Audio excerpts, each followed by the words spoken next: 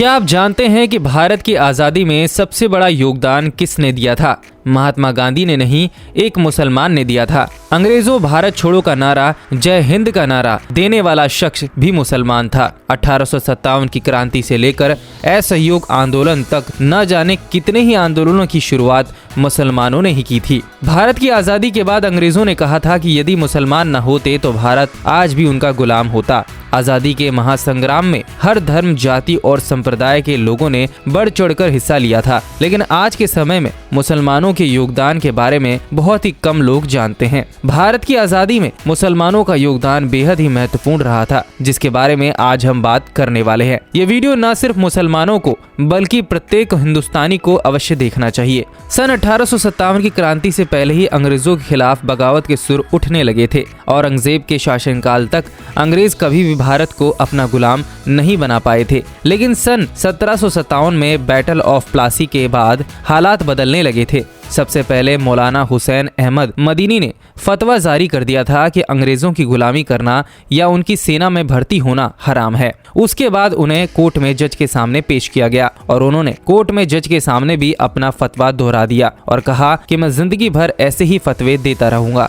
यह बात सुनकर जज को गुस्सा आ गया और उसने मौलाना को फांसी की सजा सुना दी। सन 1772 में शाह अब्दुल अजीज ने फतवा जारी कर हिंदुस्तानियों के दिल में क्रांति की ज्वाला जगा दी। उन्होंने कहा था कि हमें भारत से अंग्रेजों को भगाना होगा और देश को आजाद कराना होगा। इसके बाद मैसूर के सुल्तान हैदर अली और उनके बेटे टीपू सुल्तान ने अंग्रेजों की बनाई ईस्ट इंडिया कंपनी के खिलाफ बगावत कर दी और अंग्रेजों को युद्ध के लिए खुली चुनौती दे दी। टीपू सुल्तान को आज भी शेरे मैसूर के नाम से जाना जाता है। वो अपने आखिरी दम तक अंग्रेजों के खिलाफ लड़ते रहे थे और जंग में शहीद हो गए। विश्व में सबसे पहला रॉकेट भी टीपू सुल्तान के द्वारा ही बनाया गया था। सन 1857 की क्रांति में मुसलमानों ने बढ़ चढ़कर हिस्सा लिया था। इस क्रांति का जब भी जिक्र होता है तो अक्सर केवल मंगल पांडे का ही नाम सामने आता है, लेकिन पीर अली खान ने और बख्त खान जैसे कई मुसलमान योद्धा भी थे जो इस क्रांति का हिस्सा बने थे। पीर अली खान ने 50 बंदूकों का जुगाड़ किया था और अंग्रेजों के खिलाफ बगावत कर दी थी। उनके विद्रोह के कारण अंग्रेजों ने उन्हें जेल में बंद कर दिया था और बदसलूकी भी की थी। पीर अली खान के कई साथियों को अंग्रेजों ने फांसी की सजा सुना दी थी, लेकिन कुछ समय बाद वह बाहर निकले और करीब 200 क्रांतियों को उन्होंने अपने साथ फिर से इकट्ठा कर लिया और बिहार के गुलजार बाग में अंग्रेजों पर हमला कर दिया था। इस दौरान अंग्रेजों का एक कमांडर भी मारा गया था, लेकिन अंत में वो भी अंग्रेजी हमले का शिकार हो गए और उन्हें फांसी की सजा सुना दी गई। इसके अलावा सैयद अलाउद्दीन हैदर ने भी 300 लोगों की एक रेजिमेंट बनाई थी और अंग्रेजों का सामना किया था। तो खान ऐसे मुसलमान थे जिन्हें काला पानी की सजा के दौरान गोली मार दी गई थी। उनकी मौत के बाद उन्हें हैदराबाद लाया गया था, फिर से फांसी पर लटकाया गया था। तो अंग्रेजों को मुसलमान का कितना खौफ था, आप इसी बात से जान सकते हैं। इसी महान क्रांति के दौरान मौलवी अब्दुल्ला शाह ने जब अंग्रेजों का पुरजोर विरोध किया, डर के मारे अंग्रेजों ने मौलवी अब्दुल्ला शाह पर 5000 का इनाम घोषित कर दिया, जो उस समय के हिसाब से बहुत बड़ी रकम थी। एक राजा ने पैसों के लालच में आकर अंग्रेजों से मुखबरी कर ली और अहमद शाह को अंग्रेजों ने फांसी पर लटका दिया। सन 1919 में शौकत अली और मोहम्मद अली ने खिलाफत मूवमेंट की शुरुआत कर दी थी। इस आंदोलन में अनेकों मुस्लिम नेताओं ने उनका साथ दिया। इसी दौरान मोहम्मद अली जौहर और मौलाना अब्दुल कलाम आज़ाद ने भी सबसे पहले अंग्रेज़ों के सामान का बहिष्कार करने की रणनीति बनाई थी और बाद में इसी बहिष्कार को महात्मा गांधी ने असहयोग आंदोलन का रूप दे दिया। हाजी सिद्दीकी एक महान शुगर व्यापारी थे जो उनके सहयोग से आंदोलन के दौरान अपनी शुगर की मिल को पूरी तरह से बंद कर दिया गया था। उनकी शुगर की मिल इतनी बड़ी थी कि देश में काफ़ी ज़्यादा चीनी की खपत कम हो गई। भगत सिंह को जब फांसी की सज़ा सुनाई गई थी तब उनका केस लड़ने वाले बैरिस्टर आसिफ अली एक मुसलमान ही थे। कई बड़े बड़े वकीलों ने अंग्रेज़ों के डर से भगत सिंह का केस लड़ने से मना कर दिया था। यदि उस दौरान शोभा सिंह केस में अपनी गवाही ना देती तो भगत सिंह फांसी से बच सकते थे। मुसलमानों ने भारत की आज़ादी के लिए कई सारे नारे दिए, जिनका इस्तेमाल खूब ज़ोरों शोरों से किया गया। महान उर्दू कवि हसरत मोहानी ने सबसे पहले इंकलाब जिंदाबाद का नारा दिया था। इन्होंने आज़ादी के रूप में तैयार करने में भी अहम भूमिका निभाई थी। अंग्रेज़ों भारत छोड़ो का नारा महात्मा गांधी ने नहीं बल्कि सबसे पहले यूसुफ मेहर अली के द्वारा दिया गया था। इन्होंने ही साइमन कमीशन का विरोध करते हुए साइमन गो बैक का नारा दिया था। आज के समय में पढ़ाया जाता है कि जय हिंद का नारा सुभाष चंद्र बोस ने दिया था, लेकिन जय हिंद का सबसे पहला नारा आबिद हसन सफरानी ने दिया था। कानपुर के रहने वाले आजमुल्ला खान ने सबसे पहले मादरे वतन भारत की जय का नारा दिया था। बाद में कुछ सांप्रदायिक लोगों ने इस नारे में माता शब्द जोड़ दिया था। आजमुल्ला खान ने ही भारत के लिए राष्ट्रीय गीत लिखा था। इसके अलावा सारे जहां से अच्छा हिंदुस्तान हमारा जैसे शानदार गीत लिखने वाले प्रसिद्ध शायर मोहम्मद इकबाल भी एक मुसलमान ही थे।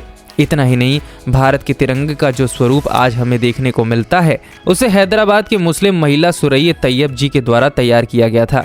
इन्होंने पिंगली वेंकैया द्वारा डिजाइन किए गए शुरुआती तिरंगे में बदलकर चक्रे की जगह बीच में अशोक चक्र बना दिया था। सैयद शहनवाज अहमद कादरी की किताब लहू बोलता है में विस्तार से वर्णन किया गया है कि भारत की आज़ादी में मुसलमानों का कितना बड़ा योगदान रहा है। अंग्रेजों ने भारत के क्रांतिकारियों को सबक सिखाने के लिए काला पानी की सजा का निर्माण किया था। इस जेल में सजा पाने वाले ज़्यादा कैदी मुसलमान ही थे। बहुत से अन्य धर्मों के लोग इस सजा से बचने के लिए अंग्रेजी अधिकारियों को माफ़ीनामे लिखते थे, उनकी गुलामी स्वीकार कर लेते थे और यहाँ तक कि मुखबरी भी कर दिया करते थे। लेकिन मुसलमानों ने कभी भी अंग्रेजों के साथ सौदा नहीं किया।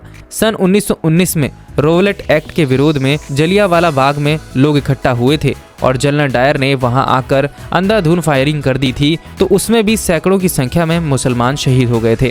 भारत की आज़ादी की लड़ाई में इंडियन नेशनल कांग्रेस सबसे बड़ी पार्टी के रूप में उभर कर सामने आई थी। इस पार्टी में 9 बार मुसलमान अध्यक्ष बने थे। साथ ही मुस्लिम लीग ने भी अंग्रेजों को खदेड़ने में अहम भूमिका निभाई थी। सन 1857 में उत्तर प्रदेश में दारुल उलूम देवबंद की स्थापना की गई थी।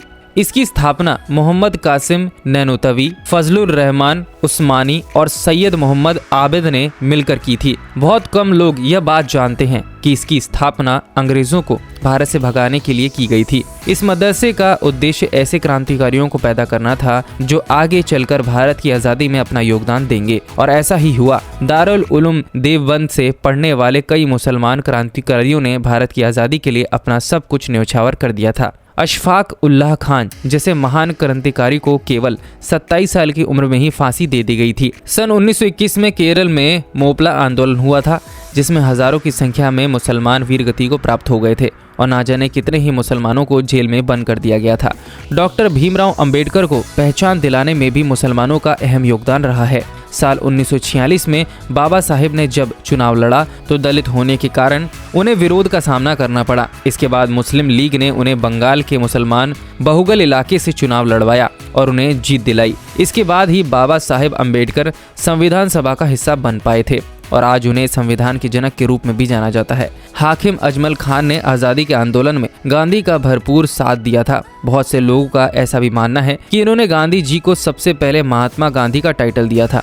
आपको जानकर हैरानी होगी कि इस्लाम धर्म से प्रभावित होकर महात्मा गांधी के बेटे हरिलाल गांधी ने अपना धर्म बदलकर इस्लाम धर्म कबूल कर लिया था और अपना नाम भी अब रख लिया था।